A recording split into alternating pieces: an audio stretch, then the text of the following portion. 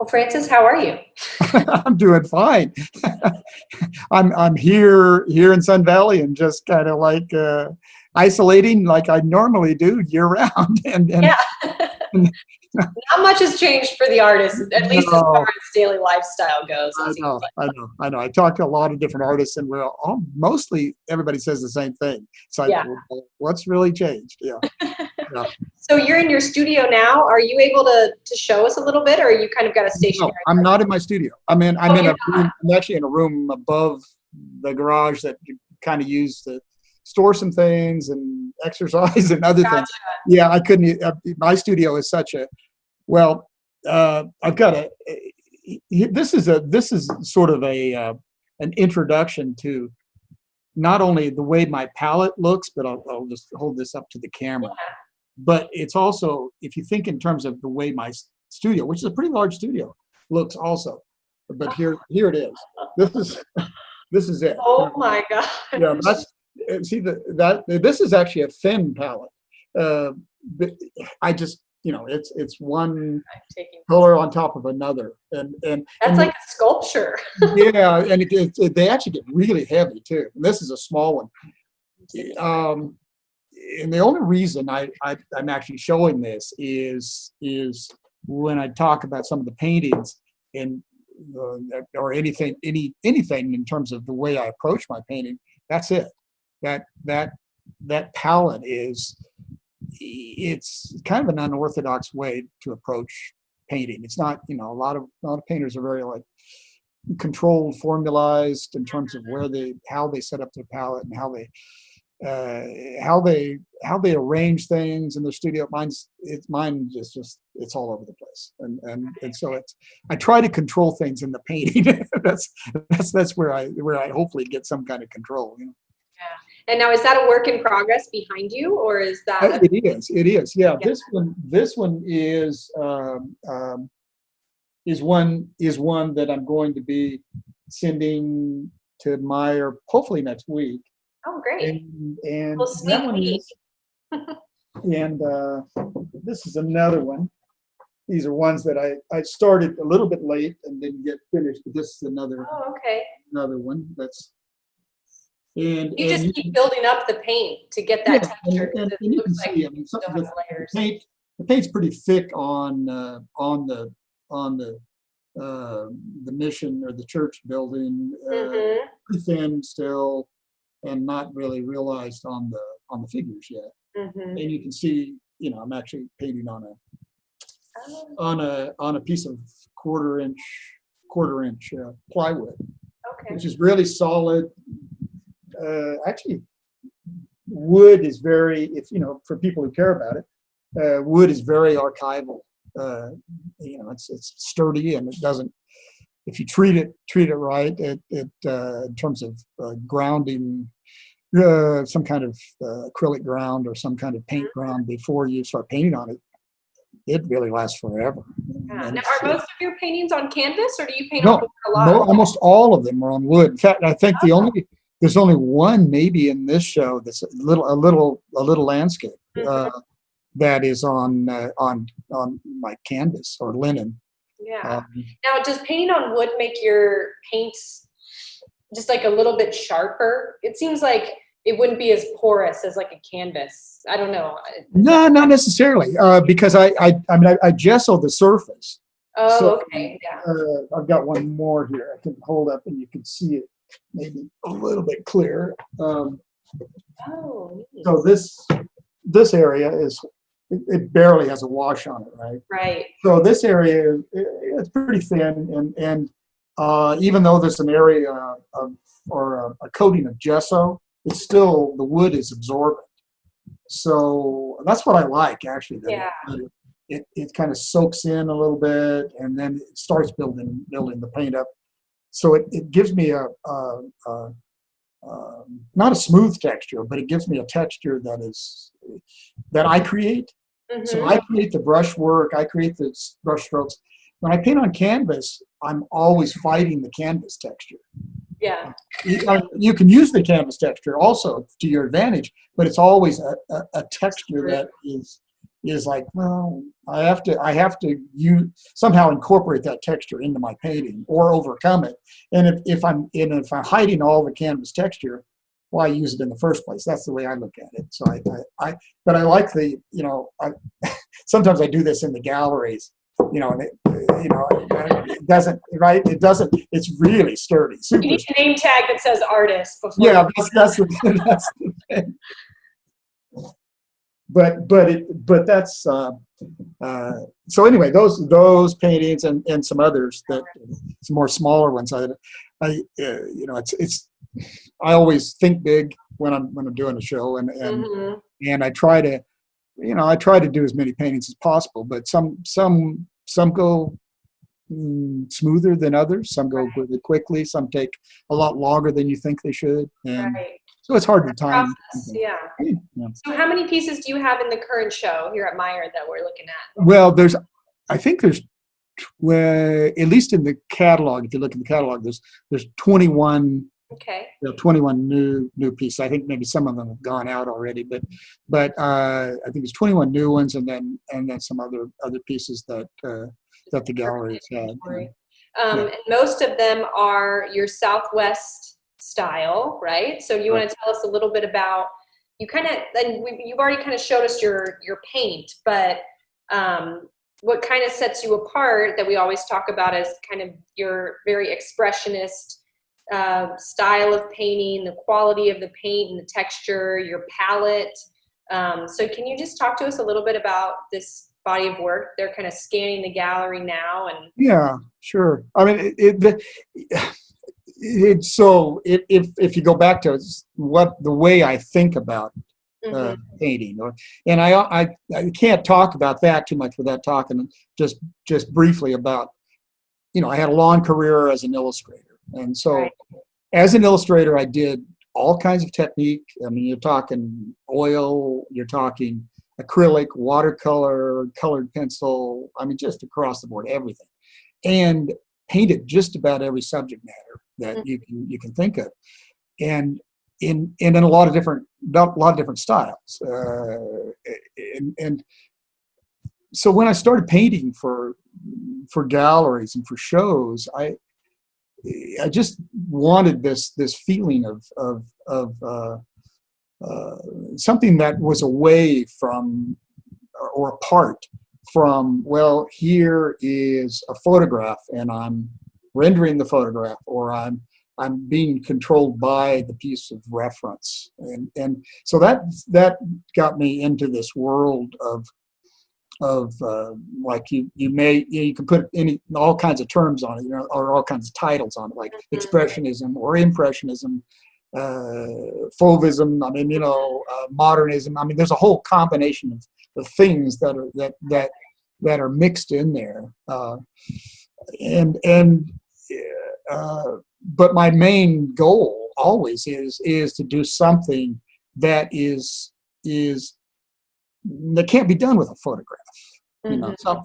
Something that can't be done in Photoshop, or something that it's something that is unique to that piece of art. That only an artist's brush can do, and I think and that's where I'm always trying to strive for that. And then with these pieces, that's just.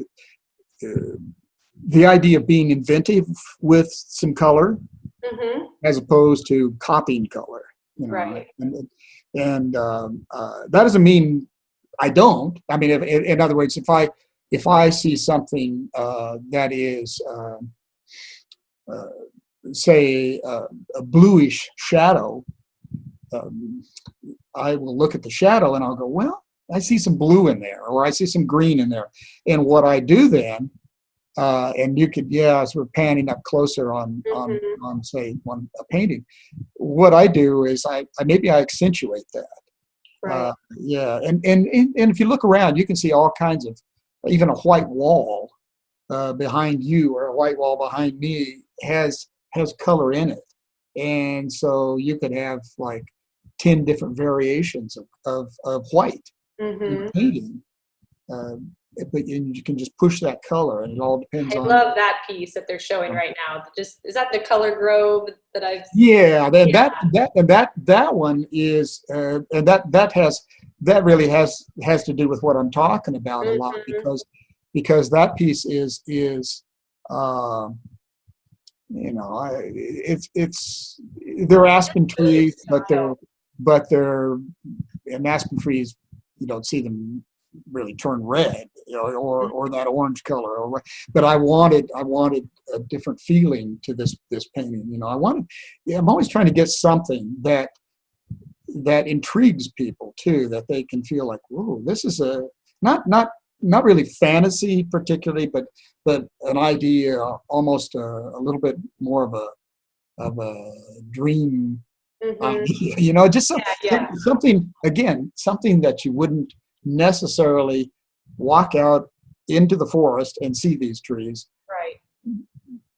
but there's enough familiarity with them that you can go, oh, I think I've seen that. So it's kind of I'm creating another world. Right. or, It's probably and I've said this before. It's kind of like I'm creating. I'm not creating realism. I'm creating my own kind of realism. right. So Right. yeah. Yeah. And after working as an illustrator for so long and kind of taking on projects and, doing things for clients, taking not orders, but you know what I mean, following direction, Mhm. something like this is probably much more freeing for your personally, creatively. Oh, it is. It is. I mean, well, with illustration, there's a stop, there's a start and a stop. In other words, Right. it's here's what we need. We need this many people in the painting, or we need this kind of color. We need this kind of thing, and we need the emphasis to be put on this other thing. Well, when you're painting for yourself, it's like, well, I could keep going. I can stop. That doesn't look just right. I can change that. I have, and that's why it's actually, I was a very, very quick, fast painter when I was an illustrator. Mhm. I was like one of the fastest. I was just like, boom, do it, do it, do them, do them. And they fulfilled the project. They fulfilled the job. And I take a lot of time, even though my paint application is loose many times. There's a lot of layering, and I take a lot of time in getting the feeling of the paint and the color the way I want it. Mhm. And that is satisfying. That's a lot more satisfying, because I feel like, oh, I can stand back and go, yeah, that's what I wanted to do with this piece. And it has it's a whole other way of approaching a painting. Right. And you have, when you do the Native American imagery, like the piece that we're looking at now, Mhm. and that one to the right of it, you do a lot of the layering of leaves, and you've talked a lot about that as being kind of pattern against pattern and looking at Yeah, it as shape and form and sort of an abstract mindset. And then a lot of those Native American pieces you do the tall verticals with right. all that patterning with the leaves, which I like. It's kind of like I think we've talked about this before, but it kind of feels like a Klimt sort of Oh, yeah. tall No, vertical it has, and right, and it has a lot of that. It has a lot of that design in it pattern. that somebody like a Klimt or somebody, it's just the idea that I mean, Miles, can you get even closer on that painting, on the one with the tree? Yeah. So, this is actually an aspen tree that's just down the road. We have a lot of aspen trees. I have them right behind my studio, but yeah. And again, the idea. Uh, I took so long on that background. I was pushing and pulling and changing the color and glazing over it and then pulling it back out and scraping it off, and there's this whole process of getting sort of a feeling how much when it's complex like that. Yeah, it's more about it's more definitely more about consolidating and finding finding groups of shapes within the leaves. Right. Rather than, well, here's a leaf and here's a leaf and here's a leaf and here's a leaf. It's more like, how do I combine these color shapes and patterns into something that's still readable as a tree, but doesn't overwhelm the viewer when they look at it. Because I still want to, the whole idea of this painting is a very, again, solitude and quiet moment. And if it's too busy, even though there's a lot of stuff going on, if it's too wild and crazy, it ruins that feeling. Right, you lose that. Yeah. And so how long have you been in Sun Valley, Idaho? Ooh, boy, a long time now.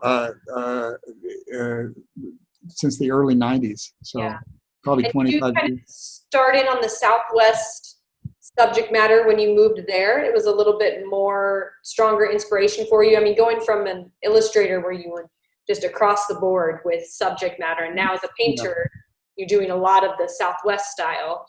Right, and I was in the Bay Area, and I was doing some landscape and different, but I was really doing more California scenes and or New York scenes.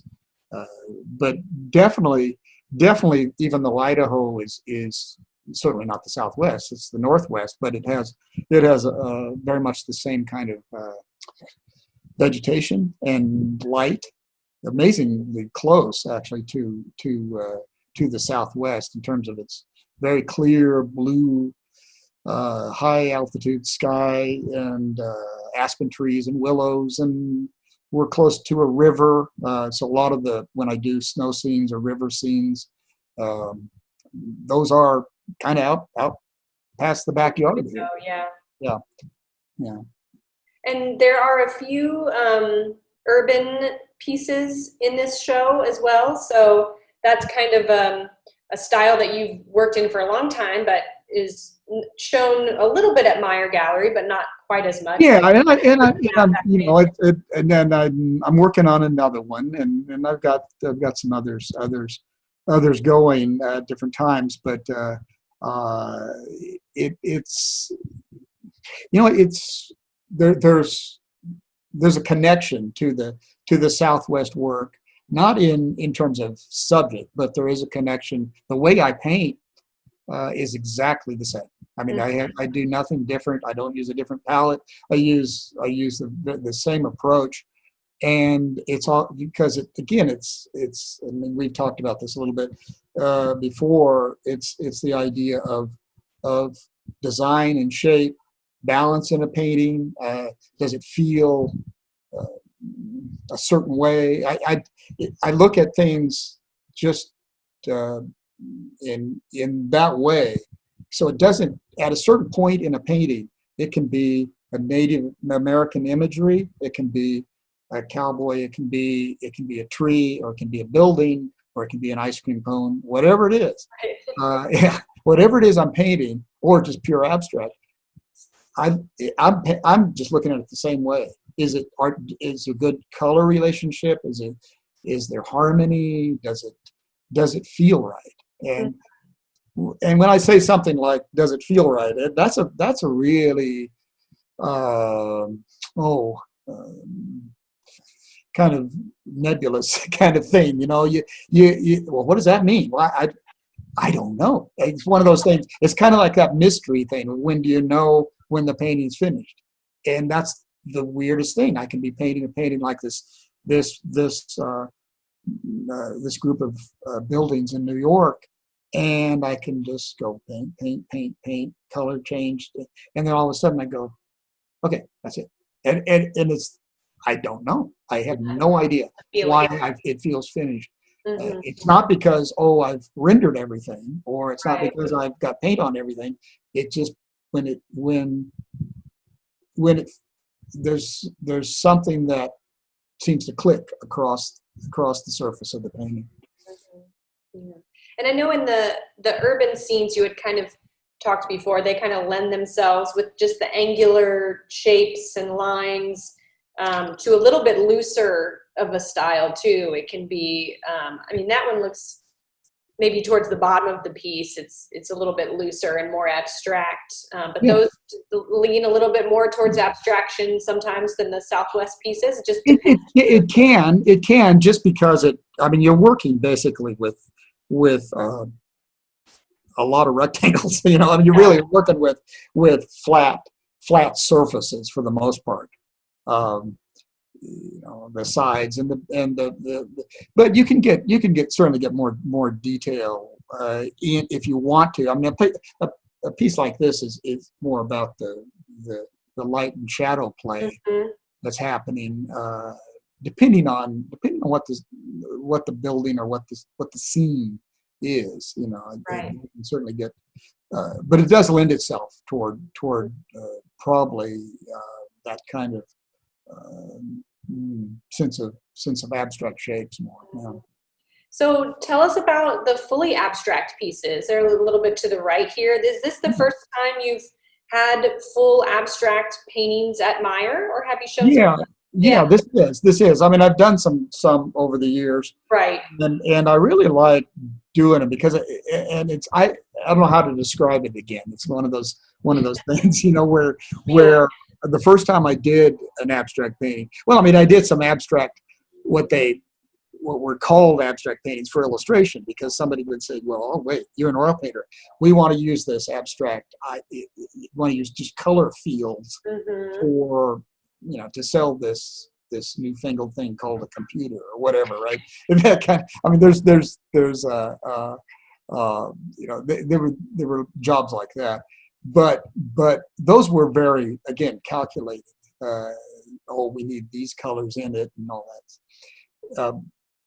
So the first time I really did some abstract work, it was great because I felt totally free as just an artist, not just like, well, I'm putting paint on, it doesn't work, so I just keep moving it.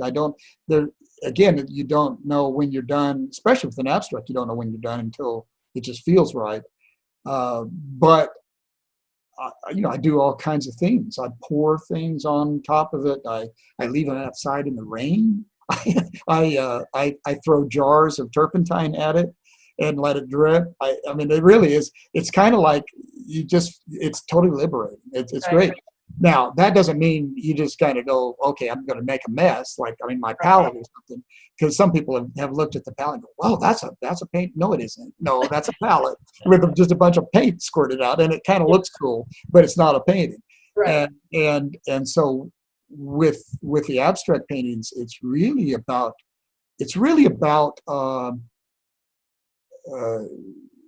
kind of choosing when to have complex areas, texture, build up of paint, and how to play that against areas that are flat or simpler. How to again, it's what kind of feeling do you get when you see these paintings? And they can, okay, that can vary also. I mean, people can have all kinds of reaction to it. Now, and the one thing I do get when I do abstract painting, and it's I understand for people looking and wanting some sense of realism. They want to see a building, or they want to see a figure, or they want to see a tree, or a mountain or whatever, and they want to see something that they recognize. And so when they're seeing just color, it takes a while for people who really are interested in the realism work to go, well, yeah, there's some merit to the abstract, and it's sometimes people just go, well, no, I don't want to have anything to do with abstract. It doesn't do anything for me. Some people like both, because there is, again, it's me. It's the same brushwork. It's the same paint. It's the same thing. It's me expressing myself in paint, really, and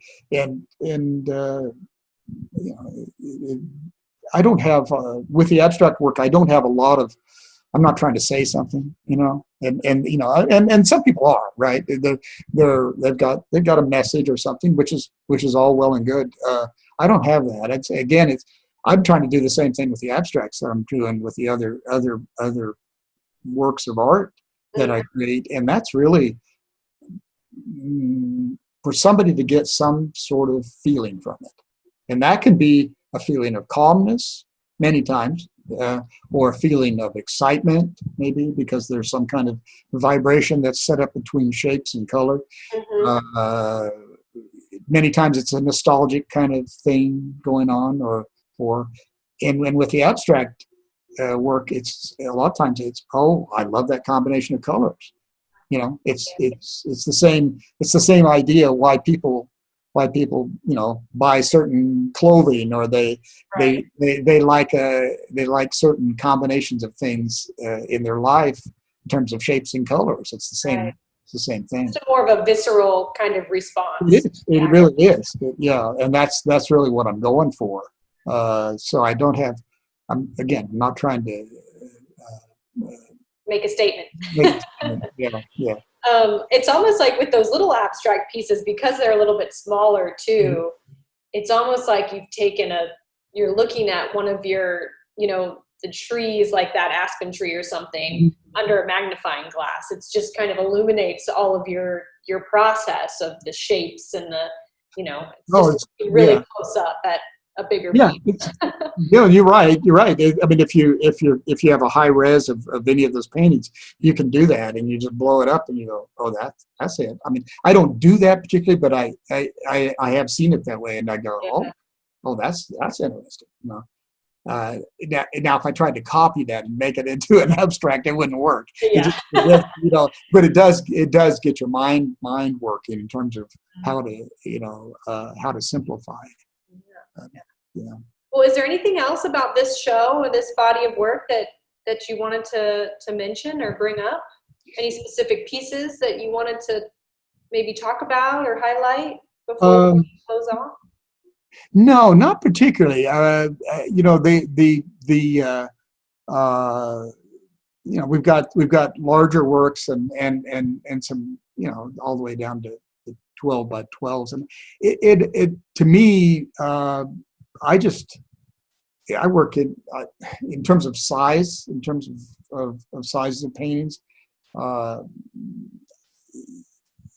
really don't prefer one over the other. I actually, if I do a really large painting like that one, you're looking at the 48 by 48s or 60 by 60s, then I kind of have this hunger to do some small paintings. Or if I do too many small paintings, I want to do maybe some middle range paintings. Or if I do too many squares, I want to do some kind of vertical thing. So that's really it's just a you know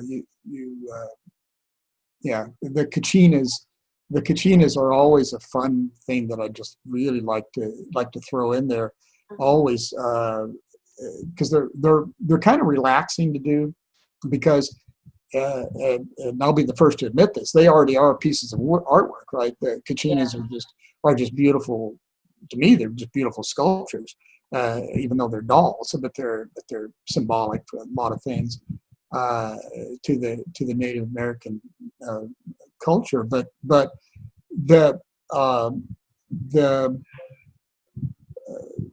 you know, I love interpreting those, you know, so I can take them,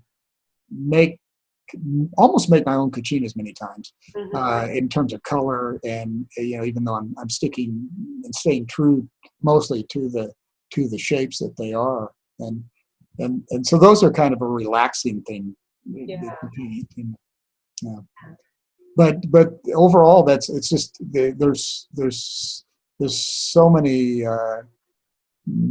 things I love to paint, and in this show, it's got a smattering of that, but there's all kinds of other things I just like.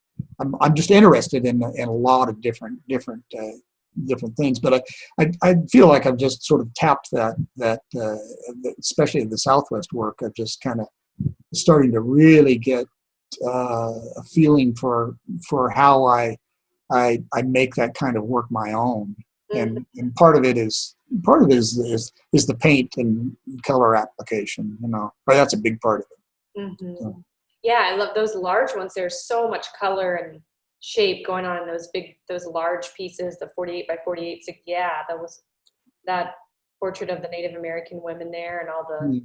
the leaves, and it almost looks like they're cloaked in white, but like you were saying too about the white wall, there's so many different colors Oh reflected yeah, I in mean, that I hardly ever, very rarely, and I mean, on the video, it gets a little harsh in terms of the white, but the white, I never use pure white. color. Hmm. It's always a tint. It's tinted on by accident, but also I like it that way because Yeah.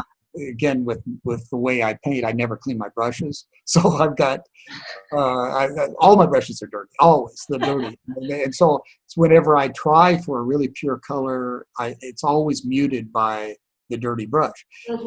And over the years, I use that because then it's like so my colors get grayed down until I get a brand new brush if I want some very pure color. I Yeah. get a brand new brush with the paint and put on a very clean bright stroke. There's the secret for all the artists that are watching. Yeah, just be a Never clean your brushes. just be a totally messy painter, and somehow you can. Well, I was talking to a friend of mine who also shows in the gallery, and it, and it's like it's. We often say when we're talking to each other, it's like, does it ever feel like uh,